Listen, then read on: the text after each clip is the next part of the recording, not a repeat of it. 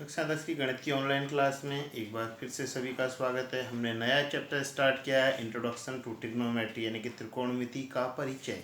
उसमें मैंने आपको समकोण त्रिभुज व पाइथागोरस प्रमेय के बारे में बता दिया है। अब इसी क्रम में हम आगे पढ़ेंगे त्रिकोणमिति अनुपात यानी कि त्रिकोणमिति के परिचय में आपकी जो स्टार्टिंग ट्रिग्नोमेट्री होती है उसमें सबसे पहले मेन जो एक ट्रिग्नोमेट्री रेशियो यानी कि त्रिकोणमिति अनुपात आते हैं। तो त्रिकोणमिति अनुपात जिसको हम टी रेशियो यानी कि ट्रिग्नोमेट्रिक रेशियो भी कह देते हैं।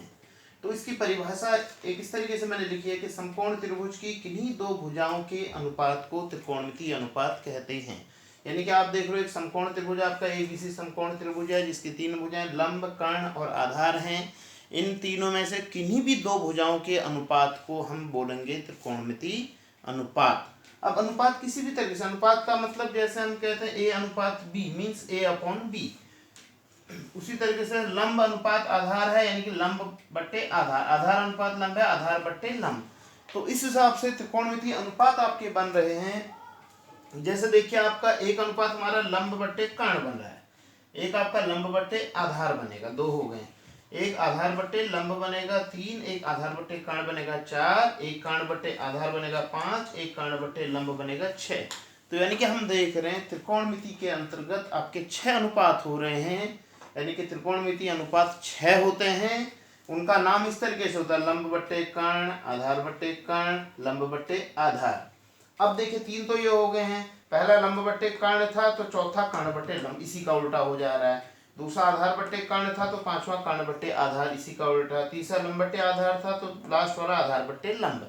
यानी कि टोटल 6 त्रिकोणमिति अनुपात होते हैं। इनके हमारे पर्टिकुलर नाम होते हैं। जैसे जो पहला लंब बट्टे कर्ण होता है इसको हम बोलते हैं साइन, SIN, साइन थीटा, क्योंकि हम एंगल किस कोण के लिए देख रहे हैं, थीटा के लिए। मैंने आपको कोण बताया था थीटा, तो पहला लंब बट्टे कर्ण को हम देंगे साइन थीटा। इसकी एक परिभाषा साइन थीटा की ये भी होती है कि कोण थीटा की सम्मुख भुजा और कर्ण के अनुपात को साइन थीटा कहते हैं।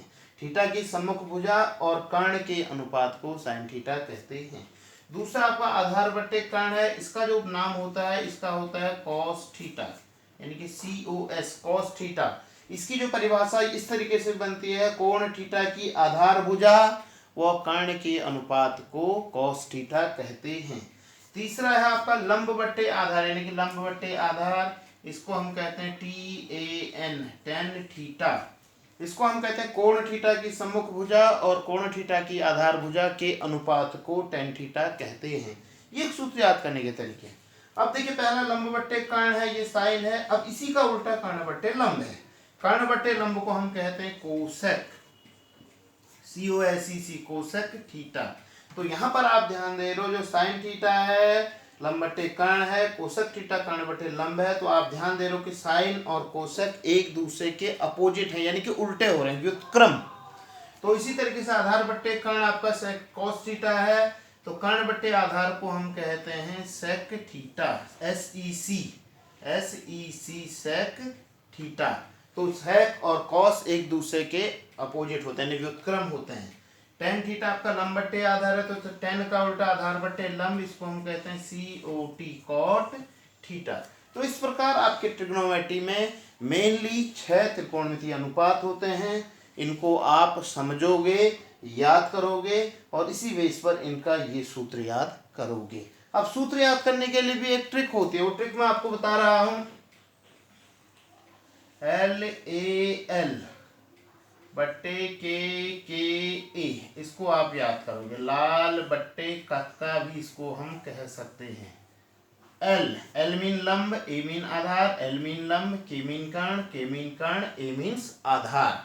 तो सबसे पहले है होता है आपका साइन। ये भी ध्यान दीजिए, हम त्रिकोणमिति अनुपात की बात कहते हैं तो सबसे पहले हमारे जुबान में साइन ही आता है, साइन।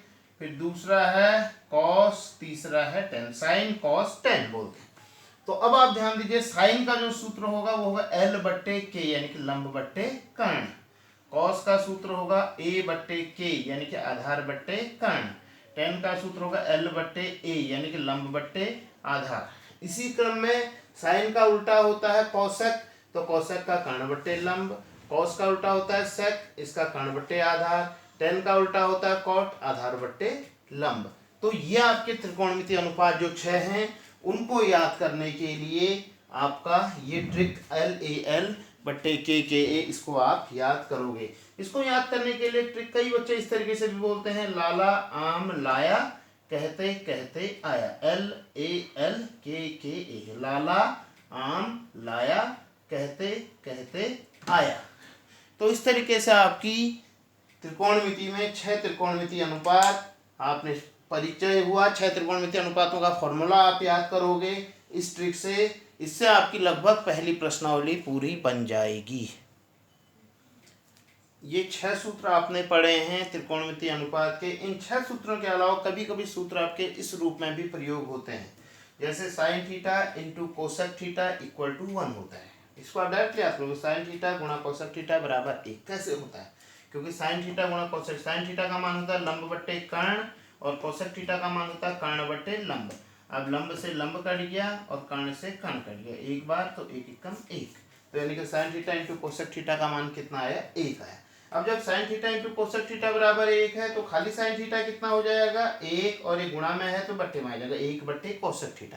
यानी कि साइन थीटा बराबर 1 बट्टे कोसेक थीटा, या कह सकते हैं कोसेक थीटा बराबर 1 बट्टे साइन थीटा। बहुत ज़्यादा यूजफुल फॉर्मूले होते हैं। इन तीनों फॉर्मूलों का आगे के प्रश्नों में हम यूज देखेंगे। इसी क्रम में हम आगे कह सकते हैं cos theta into sec theta बराबर 1। ये भी दोनों एक दूसरे के अपोजिट होते हैं, तो इनका जो गुणनफल होगा वो भी 1 होगा। तो फॉर्मूला बनेगा कॉस थीटा बराबर 1 बट्टे सेक थीटा, और सेक थीटा बराबर 1 बट्टे कॉस थीटा, कॉस थीटा। तो यानी कॉस थीटा गुणा सेक थीटा बराबर 1, एक फॉर्मूला बना, और कॉस थीटा बराबर 1 बट्टे सेक थीटा दूसरा बना, सेक थीटा बराबर 1 बट्टे कॉस थीटा। तो 3 सूत्र यहाँ से बने और 3 सूत्र ही आपके यहाँ से बन रहे। इसी प्रकार 3 सूत्र और बनेंगे। टेन थीटा और कॉट थीटा दोनों एक दूसरे के अपोजिट होते हैं, व्युत्क्रम होते हैं। तो tan theta into cot theta बराबर 1, या हम कह सकते हैं टेन थीटा बराबर 1 बट्टे कॉट थीटा, और कॉट थीटा बराबर 1 बट्टे टेन थीटा। तो इस तरीके से आपके 3 सूत्र और आ गए हैं। ये सूत्र यहाँ पर ट्रिग्नोमेट्री में आप बहुत ज़्यादा सूत्र पढ़ोगे, काफ़ी यूजफुल होते हैं। छोटे छोटे सूत्र हैं लेकिन बहुत से प्रश्नों के लिए ये उपयोगी होते हैं।